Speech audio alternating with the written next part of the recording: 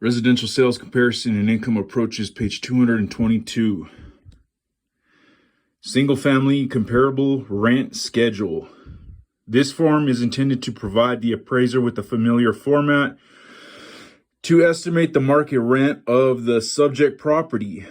Adjustments should be made only for items of significant difference between the comparable and the subject property.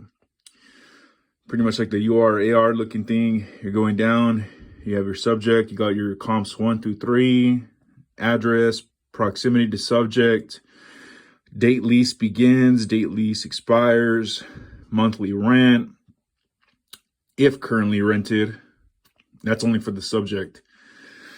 Less, and then it talks about utilities and furniture, adjusted monthly rent, data source, and then you go down to rent adjustments. You got rent concessions, where is there a difference in location and view, difference in design and appeal, difference in age and condition, above grade, room count, gross living area, total bedrooms and baths, square feet, other things such as like a basement, etc. And there's even an extra one after that just for other. And then you get to the net total adjustment line, plus or minus. And then you get to the indicated monthly market rent underneath that. Then there's a bigger box underneath that where you get towards the bottom. It talks about comments on market data, including the range of rents for single family properties, an estimate of vacancy for single family rental properties, the general trend of rents and vacancy, and support for the above adjustments. Rent concessions should be adjusted to the market, not to the subject property. And then you got a big old area just to put comments. Underneath that, you get to your final reconciliation of market rent. And then I guess you just sign off on it. We estimate the monthly market rent of the subject as of blank date. Then you got your appraiser signature area, put your name, if there's a review appraiser, if applicable.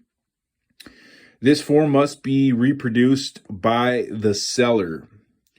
The Fannie Mae Form 1007 Single Family Comparable Rent Schedule is similar to the discussion in Chapter 6 of elements that might be found in a rent schedule. Note that comparable rentals are adjusted first for any utilities or furniture included in the monthly rental, and then adjustments are applied for rent concessions or significant locational or physical differences between the subject and the comparable property. Page 223. Replacement reserve schedule. Adequate replacement reserves must be calculated regardless of whether actual reserves are provided for on the owner's operating statements or are customary in the local market. This represents the total average yearly reserves. Generally, all equipment and components that have a remaining life of more than 1 year, such as refrigerators, stoves, clothes, washers and dryers, trash compactors, furnaces, roofs, and carpeting, etc., should be expensed on a replacement cost basis. So then it has a list of equipment from everything we just went over. It talks about the replacement cost after that, and then it looks like you divide by the remaining life in years. And after that, you multiply whatever you have with that with the number of units, and then it equals by applicant / appraiser, and you put your answer there. And then after that, it's lender adjustments. Once you've added all that up, you get a total carpeting, wall-to-wall, units, public areas, total replacement reserves, enter on page 1. Annual income and expense projection for the next 12 months. Income do not include income from owner-occupied units. gross annual rental from units to be rented. Other income, include the sources, total it, and then less vacancy / rent loss gives you your effective gross income. Then you get to your expenses. Do not include expenses for owner-occupied units. Electric, gas, fuel, oil, fuel, water, sewer, trash removal, pest control, other taxes or licenses, casual labor. This includes the cost of public area cleaning, snow removal, etc. Even though the applicant may not elect to contract for such services. Interior paint / decorating. This includes the cost of contract labor and materials that are required to maintain the interiors of the living units. General repairs and maintenance. This includes the cost of contract labor and materials that are required to maintain the public corridors, stairways, roofs, mechanical systems, grounds, etc. Management expenses. These are the customary expenses that a professional management company would charge to manage the property. And then you got supplies. This includes the cost of items like light bulbs, janitorial supplies, etc. And total replacement reserve, see schedule on page 2. And then there's 2 lines for miscellaneous. I guess that's just for other. At the very end, it says total operating expenses. The information for the annual income and expense projection for the next 12 months is very similar to that which was developed for the income and expense summary in Chapter 6. Key differences are that income and expenses for owner-occupied units are not included, and the expenses are not specifically defined as being either fixed or variable. Real estate taxes and insurance are also not considered in this step, but will be considered during reconciliation. It should also be noted that management expenses are to be estimated based on what professional management company would charge to manage the property. Oh yeah, there's some extra notes. Something about a projection. She was talking about the teacher. And also on the test, there was an answer, something about owner occupied are not expenses not included. So basically they just wanted to test you on whether or not you were taking into account if one of the units, such as a fourplex, was being rented by the owner, to not add that. Page 224. Operating income reconciliation. You start with your effective gross income. You minus your total operating expenses. That equals your operating income.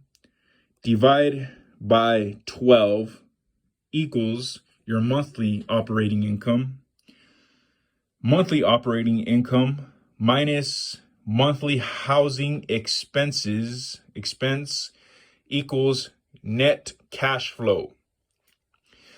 Note, monthly housing expense includes principal and interest on the mortgage, hazard insurance premiums, real estate taxes,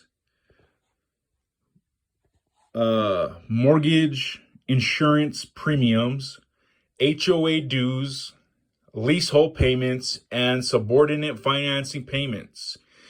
The operating income reconciliation converts the annual operating income to a monthly level and then deducts monthly housing expenses to arrive at net cash flow.